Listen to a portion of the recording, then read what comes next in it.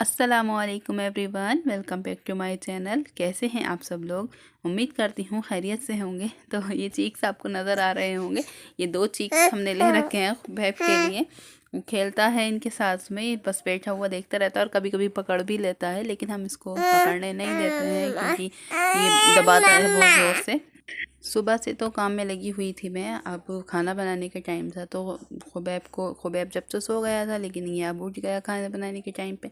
या तो सफाई हो पाती है या फिर खाना बन जाता है जितनी देर खुबैब सोता है। तो अब इसको नीचे बिठा दिया था मैंने बहुत काफ़ी देर। ये बस मुझे देखे जा रहा था कि किचन में थी मैं, और बस ये सोच रहा था कब लेंगी। और मैं बना रही थी खाना। आज मैं बना रही थी पुदीने के पतवे। आप लोगों इसके बारे में जानते हैं या नहीं जानते, कमेंट सेक्शन में बताइएगा। ये बेसन और पुदीने के से बनते हैं। तो एक तरफ ही खाना बन रहा था, दूसरी तरफ खुबैब का ध्यान रखना पड़ रहा था क्योंकि खुबैब 2 बार गिर चुका है और उसके सर में चोट आई है क्योंकि बैठे बैठे ही पीछे को गिर गया एक बार और एक बार आगे गिर गया था। तो थोड़ा इसका ध्यान भी रखना पड़ता है।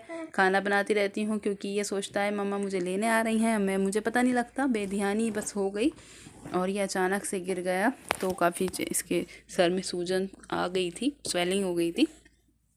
तो बहुत ज़्यादा ध्यान रखना पड़ रहा है मुझे खुबैब का। अब अकेले तो हम रहते हैं तो ये बस ये चीक्स में थोड़ा लग जाता है, इनके साथ खेल लेता है। आप देख सकते हैं मसाला भुन गया था और मैंने तरी उतार कर रख ली थी क्योंकि इसमें सब्ज़ी में तरी गायब हो जाती है अगर एक साथ हम रख देते हैं। तो इसमें एक साथ बाद में इसको रेडी करने के बाद में ऊपर से जल दी जाती है। और ये पुदीना और पतवे को मिक्स करके मसाले डालकर पानी में बॉईल किया जाता है और ये इस तरह से हो जाते हैं। मैंने इनको पीसेस में कट कर लिया था और इसका जो बचा हुआ पानी होता है उसको फेंकते नहीं है, उसको उसी में हम डाल देते हैं और ये बनकर तैयार हो जाती है इस तरह से लजीज सी रेसिपी।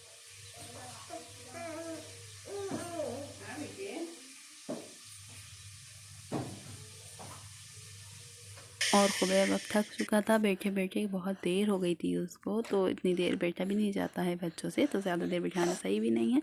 और इधर चीक्स खेल रहे थे तो अब मैंने इनको चीक्स को भी बंद करना था और खुबैब को मैंने अब गोद में ले लिया था क्योंकि वो बहुत अब परेशान रोने लगा था।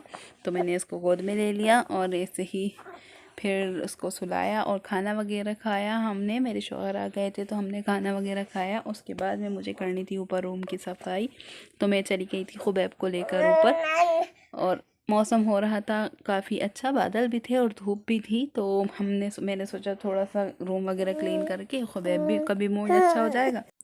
ऊपर सारे कपड़े ऐसे ही पड़े हुए थे, कुछ ख़राब कपड़े थे, कुछ मैंने वॉश किए थे, तो सब ऐसे ही रखे थे। अब रूम ऊपर जाना नहीं हो पाता है, खुबैब सो जाता है नीचे रहता है तो परेशानी होती है, एकदम से काम नहीं हो पाता। तो अब मुझे इसको करना है क्लीन। काफ़ी टाइम लग जाएगा इसे करने में क्योंकि खुबैब बार बार गोद में आता रहता है। तो अब देखते हैं कितनी देर लग जाती है इसको करने में।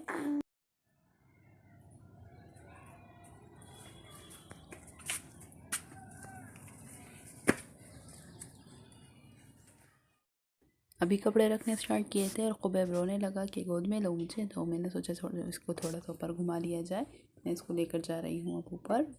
ऊपर मौसम बहुत अच्छा हो रहा था, बादल हो रहे थे, अब बिल्कुल धूप जा चुकी थी, लेकिन हवा बहुत तेज़ थी तो खुबैब को नुकसान देती। मैंने बस थोड़ी देर खुबैब को छत पर घुमाया।